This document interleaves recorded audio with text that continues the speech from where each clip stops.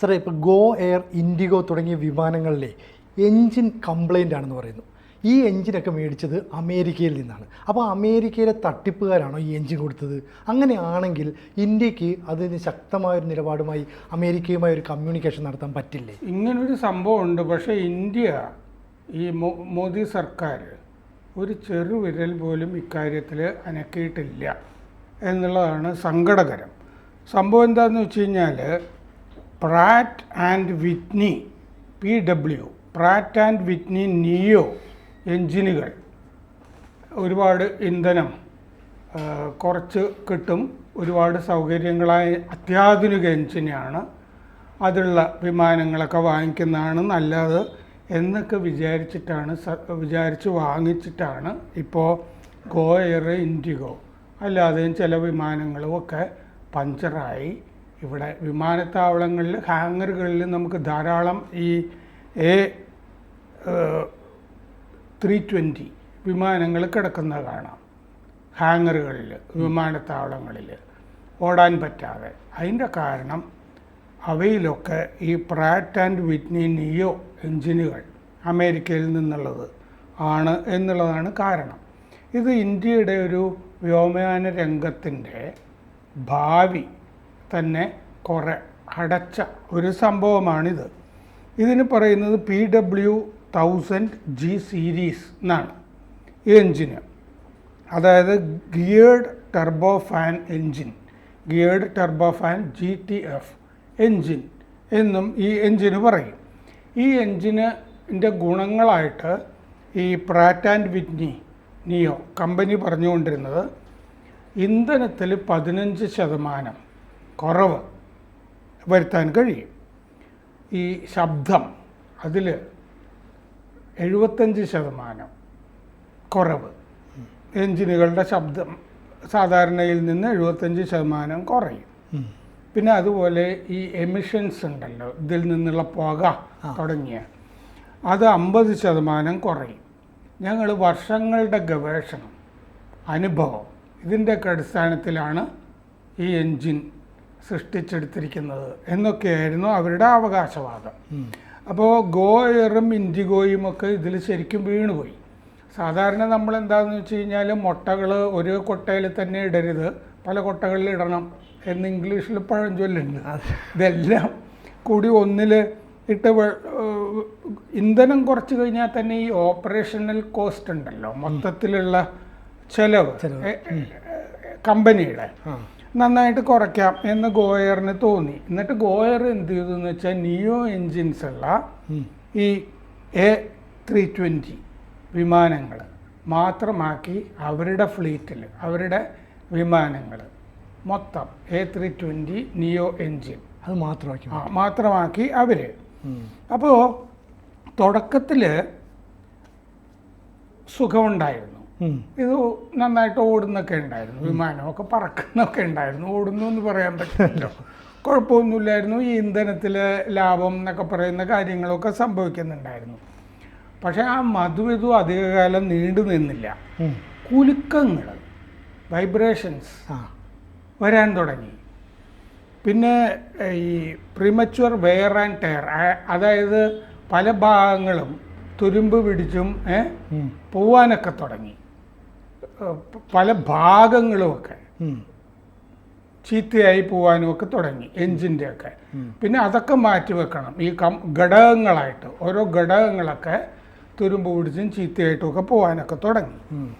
അതുമാത്രമല്ലാതെ ഈ എൻജിൻ അങ്ങനെ തന്നെ ഓഫാവുന്ന നിലയൊക്കെ വന്നു. ചിലപ്പം ഈ ആകാശത്ത് വെച്ചുമൊക്കെ എന്ന് പറയുമ്പോൾ തിരിച്ചു കൊണ്ട് ഇറക്കേണ്ടിയൊക്കെ വരിക വിമാനങ്ങൾ പെട്ടെന്ന്.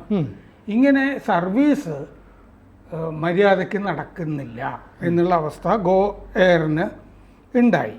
അതാണ് ഈ ആകാശത്തൊക്കെ വെച്ച് ഈ നിന്നു പോവുക എന്നുള്ളതാണ് അൺപ്ലാൻഡ് എൻജിൻ റിമൂവൽസ് എന്ന് പറയുന്ന പ്രതിസന്ധി, UER എന്ന് പറയുന്നത്. എന്ന് പറഞ്ഞാൽ ഈ മൊത്തം എൻജിൻ മാറ്റിയാലേ ഈ വിമാനം പറക്കൂ, വേറൊരെണ്ണം കൊണ്ടുവച്ചാലേ പറക്കൂ എന്നുള്ള അവസ്ഥ ചില സമയങ്ങളിൽ സംജാതമായി വിമാനങ്ങൾക്ക്. 2005 വാഡിയ ഗ്രൂപ്പാണ് ഈ ഗോ എയർ, ഈ ലോ കോസ്റ്റ് ലോ ഫെയറിൽ നമുക്ക് 2 ടയർ 3 ടയർ ഈ ഒന്നാം നിര നഗരങ്ങളല്ല, അല്ലാത്ത നഗരങ്ങൾ തമ്മിൽ ബന്ധിപ്പിച്ചൊക്കെ കണക്ട് ചെയ്ത് സർവീസൊക്കെ തുടങ്ങിയത് 2005. അപ്പോൾ അവർ ഉദ്ദേശിച്ചിരുന്നത് തന്നെ ആധുനിക വിമാനങ്ങളുടെ ഈ ഒരുപാടൊന്നും വേണ്ട, ഒരു ലീൻ ഫ്ലീറ്റ് അധികമില്ലാതെ, അതുകൊണ്ട് ഇങ്ങനെ ലാഭത്തിലൊക്കെ ഓടിക്കാം എന്നാണ് അവർ കരുതിയത് ഈ 2 ടയർ 3 ടയർ സിറ്റികളിൽ. അങ്ങനെ ഓപ്പറേറ്റിംഗ് കോസ്റ്റ് കുറയ്ക്കാമെന്ന് വിചാരിച്ചിട്ടാണ് A320 നിയോ വിമാനങ്ങൾ വാങ്ങുന്നത്. 2016 ആയപ്പോൾ ഗോ എയർ 144 A320 നിയോ ഓർഡർ ചെയ്തിരുന്നു. ഗോ എയർ 144 എണ്ണം. അപ്പോൾ ഇത് ഭയങ്കര എഞ്ചിനാണെന്നൊക്കെ കരുതിയിട്ടാണ് ഇത് മാത്രമുള്ള A320 ഓർഡർ ചെയ്യുന്നത്. അപ്പോൾ ആദ്യം ഇത് കൊള്ളാമായിരുന്നു എന്ന് കണ്ടിരുന്നു എന്ന് പറഞ്ഞല്ലോ. 40% ഫ്യുവൽ കോസ്റ്റ് റെഡ്യൂസ് ചെയ്യും, ഇന്ധന ചെലവ് 40% റെഡ്യൂസ് ചെയ്യും എന്നൊക്കെയാണ്. പക്ഷേ ആദ്യം ഒറ്റപ്പെട്ട സംഭവങ്ങളായിരുന്നു ഇത്. ഒരു എൻജിൻ ഒന്ന് കുലുങ്ങുന്നു, വിമാനം കുലുക്കത്തിലേക്ക് പോകണു, ചില ഘടകഭാഗങ്ങളൊക്കെ ചീത്തയാവുന്നു എന്നൊക്കെ ഉള്ളതായിരുന്നു. പിന്നെ എന്ത് പറ്റിയെന്ന് വെച്ചാൽ ഈ സ്ഥിരം സംഭവങ്ങളായി മാറി. എന്നുവെച്ചാൽ എല്ലാ എഞ്ചിനും ബേസിക് ഡിഫക്റ്റ് ഉണ്ട് എന്നർത്ഥം, അടിസ്ഥാനപരമായി തന്നെ. ഇത് പിന്നീട് ഈ വിമാനം പറപ്പിക്കുന്നത് തന്നെ സുരക്ഷിതമല്ല എന്നുള്ള നിലയ്ക്ക് വന്നു. യാത്രക്കാരെയും കൊണ്ടാണല്ലോ ഇത് പറക്കുന്നത്. പിന്നെ വിമാനം തകർന്നു കഴിഞ്ഞാൽ വേറെയും ചിലവായില്ലേ, ഇവരുടെ ഇൻഷുറൻസ് തുക കൊടുക്കുക, അങ്ങനത്തെ കാര്യങ്ങളും. അപ്പോൾ ഫ്ലൈറ്റ് തിരിച്ച് വിടുക മിഡ് എയറിൽ ആകാശത്ത് വെച്ചിട്ട് പറന്ന്, ഇപ്പോൾ സിംഗപ്പൂരിലേക്കോ അല്ലെങ്കിൽ ബാംഗ്ലൂരിലേക്ക് പോകുന്ന ഫ്ലൈറ്റ് തിരിച്ച് മദ്രാസിൽ നിന്ന് വരികയാണെങ്കിൽ മദ്രാസിലേക്ക് തന്നെ തിരിച്ചു വിടുക, അല്ലെങ്കിൽ വേറെ സ്ഥലത്തേക്ക് തിരിച്ചു വിടുക, പറന്നുയർന്നിട്ട് തിരിച്ചിറക്കുക, ഇതൊക്കെ സ്ഥിരം പരിപാടിയായിപ്പോയി. അപ്പോൾ ആകാശത്ത് വെച്ച് തന്നെ എമർജൻസിയൊക്കെ ധാരാളം വരാൻ തുടങ്ങി. അപ്പോൾ ഇതിൻ്റെ ഗോ എയറിൻ്റെ റെപ്യൂട്ടേഷനിലെ സൽകീർത്തി അത് ഇടിഞ്ഞു. ഇത് നമുക്ക് വിശ്വസിക്കാൻ കൊള്ളുന്ന എയർലൈൻ അല്ല. ഇതിൽ ബുക്ക് ചെയ്താൽ നമുക്ക് ലക്ഷ്യസ്ഥാനത്തെത്തില്ല, കുഴപ്പമോ ആകാം എന്നൊക്കെ യാത്രക്കാർ പറഞ്ഞു തുടങ്ങി. ഡിലേ, കാലതാമസം, ക്യാൻസലേഷൻ, സർവീസുകൾ റദ്ദാക്കൽ, പിന്നെ സേഫ്റ്റി റിസ്കുകൾ, സുരക്ഷിതത്വ പ്രശ്നങ്ങൾ, ഇതൊക്കെ. വിമാന സർവീസ് ലാഭത്തിലായിരിക്കണം എന്നുണ്ടെങ്കിൽ ഇവരുടെ കയ്യിൽ ഇപ്പോൾ 140 വിമാനം ഉണ്ടെങ്കിൽ ഈ വിമാനം കഴിയുന്നത്ര ആകാശത്ത് തന്നെ ആയിരിക്കണം, അല്ലാതെ നിലത്തിറക്കി വെച്ചിട്ട് സർവീസ് തുടരാൻ പറ്റില്ല. അപ്പോൾ നീണ്ട കാലം ഇപ്പോൾ ഗോ എയറിൻ്റെത് ഗ്രൗണ്ടഡ് ആയിരുന്നു, നിലത്തായിരുന്നു. പിന്നെ മെയിൻ്റനൻസ് ടീം ഉണ്ടല്ലോ, അറ്റകുറ്റപ്പണി ചെയ്യുന്ന ആളുകൾ, അവർ വല്ലപ്പോഴും ഒരു കേട് ഒക്കെ റിപ്പയർ ചെയ്യാനാണല്ലോ നിന്നിരുന്നത്. ഇവർക്കിത് സ്ഥിരം പണിയായിപ്പോയി. റിപ്പയർ തന്നെ മെയിൻ്റനൻസ് ടീമിന് എപ്പോഴും പണിയായി. പ്രാറ്റ് ആൻഡ് വിറ്റ്നി എന്ന് പറഞ്ഞ ഈ കമ്പനി ഉണ്ടല്ലോ എൻജിൻ, അവരുടെ ഭാഗത്തു നിന്ന് ഒരു സഹായവും കിട്ടുകയും ചെയ്തില്ല. അപ്പോൾ പിന്നെ എന്ത് ചെയ്തു എന്ന് വെച്ച് കഴിഞ്ഞാൽ ഇവർ ഈ അധികം യാത്രക്കാരൊന്നും ആവശ്യപ്പെടാത്ത റൂട്ടുകളിലെ അങ്ങോട്ട് സർവീസ് തിരിച്ചു വിട്ടു. കാരണം ബാംഗ്ലൂരിലേക്കും ചെന്നൈയിലേക്കൊന്നും പറക്കാൻ ആളെ കിട്ടുന്നില്ലെങ്കിൽ പിന്നെ ലക്നൗവിലേക്ക് എന്നൊക്കെ പറഞ്ഞ് റീറൂട്ട് ചെയ്ത് സർവീസുകൾ ആക്കി. എന്നിട്ടും ഗുണമൊന്നും പിടിക്കാത്ത കഴിഞ്ഞപ്പോൾ മറ്റ് എയർലൈനുകളിൽ നിന്ന് വിമാനങ്ങൾ ലീസിനെടുത്തു, പാട്ടത്തിനെടുത്തു. ഈ ലീസിനെടുക്കുക എന്ന് പറഞ്ഞു കഴിഞ്ഞാൽ എന്താ എന്ന് വെച്ചാൽ, എങ്ങനെയാന്ന് വെച്ച് കഴിഞ്ഞാൽ വെറുതെ വിമാനം മാത്രമല്ല എടുക്കുക, അതിൻ്റെ ക്യാബിൻ ക്രൂ ഉൾപ്പെടെ മെയിൻ്റനൻസ്, ഇതൊക്കെ ഉൾപ്പെടെയാണ് ഈ ലീസ് എന്ന് പറയുന്ന പരിപാടി വിമാനത്തിൻ്റെ. അങ്ങനെ എടുത്തിട്ട് പാട്ടത്തിനെടുത്ത് ഓടാൻ തുടങ്ങി. പക്ഷെ കടം പെരുകാൻ തുടങ്ങി. പല സ്ഥലത്തുനിന്നും കടം മേടിച്ചിട്ടൊക്കെ ആണല്ലോ ആദ്യം ലാഭത്തിലാന്ന് പറഞ്ഞിട്ടാണ് ബാങ്കുകളൊക്കെ കടം കൊടുക്കുന്നത്. ഈ കടമൊക്കെ ഗംഭീരമായിട്ട് പെരുകി. കടത്തിനൊക്കെ സാവകാശം ചോദിച്ചു. ഇത് ലാഭത്തിലല്ല എന്ന് കണ്ട ആരും സാവകാശം കൊടുക്കാതായി. 2023 ആദ്യമൊക്കെ ആയപ്പോൾ ഇത് വലിയ പ്രതിസന്ധിയായി. വിമാനങ്ങളൊക്കെ ആകാശത്തല്ല ഭൂമിയിലാണെന്നുള്ള നില വന്നു. 2023 മെയ്യിൽ ഗോ എയർ സർവീസ് നിർത്തി. ഇൻഡിഗോയും ഇങ്ങനെ പാട്ടത്തിനെടുത്തു വിമാനങ്ങൾ. കൂടുതലും അവർ വെറ്റ് ലീസിംഗ് എന്നാണ് പറയുക, ഇങ്ങനെ കാബിൻ ക്രൂ ഒക്കെ ഉൾപ്പെടെയുള്ള പാട്ടത്തിനെടുക്കൽ.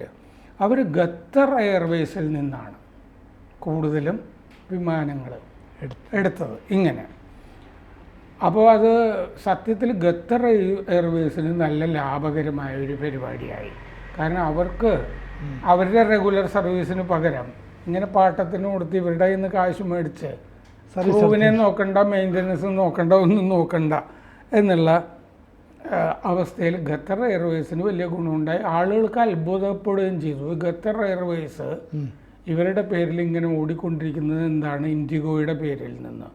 ഇങ്ങനെ ഗോ എയർ ഇൻഡിഗോ ഇന്ത്യയിൽ 2 എണ്ണം, ഒരെണ്ണം നിർത്തി, മറ്റേത് പ്രതിസന്ധിയിലും. അപ്പോൾ എന്നിട്ട് ഇപ്പോഴത്തെ സംഭവം എന്താണെന്ന് വെച്ചാൽ, അത്ഭുതം എന്താണെന്ന് വെച്ചാൽ, ഈ പ്രാറ്റ് ആൻഡ് വിറ്റ്നിയുടെ പല എഞ്ചിനുകളും ഈ റഷ്യ യുക്രൈൻ യുദ്ധമുണ്ടല്ലോ, റഷ്യയുടെ യുദ്ധവിമാനങ്ങളിലും ഉക്രൈൻ്റെ യുദ്ധവിമാനങ്ങൾക്കുമൊക്കെ ഇവർ ഈ പ്രാറ്റ് ആൻഡ് വിറ്റ്നി എഞ്ചിനുകൾ ഇപ്പോൾ വിറ്റ് ഡിഫൻസ് കരാറുകളിൽ കേന്ദ്രീകരിച്ചിരിക്കുകയാണ് അവർ. ഈ ഇന്ത്യൻ കമ്പനികളുടെ യാതൊരു സംഗതിയും പരാതിയും അവർ മൈൻഡ് ചെയ്യുന്നില്ല. ഈ A320 ഈ എൻജിൻ ഉള്ള A320 ഇപ്പോൾ വിമാനത്താവളങ്ങളിൽ ഇന്ത്യയിൽ ഹാങ്ങറുകളിൽ വിശ്രമിക്കുകയാണ്. ഇവിടെ ബസ്സുകൾ കട്ടപ്പുറത്ത് എന്ന് പറയാറില്ലേ, ആ സംഭവം. അപ്പോൾ ഇതിലാണിപ്പോൾ അവർ ലാഭം ഉണ്ടാക്കുന്നുണ്ട് യുദ്ധരംഗത്ത് എൻജിൻ സപ്ലൈ ചെയ്തിട്ട്. ഇതിലാണ് സർക്കാർ കോവിഡ് കൂടിയൊക്കെ ഇതിൽ ഇടപെട്ടിരുന്നല്ലോ. പക്ഷെ ഈ അമേരിക്കയുമായിട്ട് പലതും നമ്മൾ സംസാരിച്ചു കൊണ്ടിരിക്കുന്നുണ്ടെങ്കിലും ഇന്ത്യ ഈ എൻജിൻ പ്രശ്നം ഇതുവരെ ഇവിടെ നമ്മുടെ വ്യോമയാന രംഗം കുറേയൊക്കെ താറുമാറായ ഈ സംഭവം അമേരിക്കയുടെ ശ്രദ്ധയിൽ കൊണ്ടുവന്നിട്ടില്ല. നഷ്ടപരിഹാരം എങ്ങനെയെങ്കിലും ഉണ്ടാക്കി ഈ കമ്പനികളെ രക്ഷിച്ചെടുക്കാനും ഈ മോദി സർക്കാർ ചെറുവിരൽ ഇതുവരെ അനക്കിയിട്ടില്ല. ഒരു വല്ലാത്ത പാതകമായിട്ടാണ് ഇത് തോന്നുന്നത്. ഞെട്ടലുളവാക്കുന്ന ഒരു സംഭവം എന്നുള്ള നിലയ്ക്കാണ് ഇത് ചർച്ച ചെയ്യണം എന്നും എനിക്ക് തോന്നിയത്. 2 വിമാന കമ്പനികൾ ഇന്ത്യയിൽ സാധാരണ യാത്രക്കാരെ സഹായിക്കാൻ വേണ്ടി രംഗത്ത് വന്നവരാണ്. അവർ വേറെ അഴിമതി നടത്തിയിട്ടോ ക്രമക്കേട് നടത്തിയിട്ടോ ഒന്നുമല്ല കമ്പനി പ്രതിസന്ധിയിലായത്.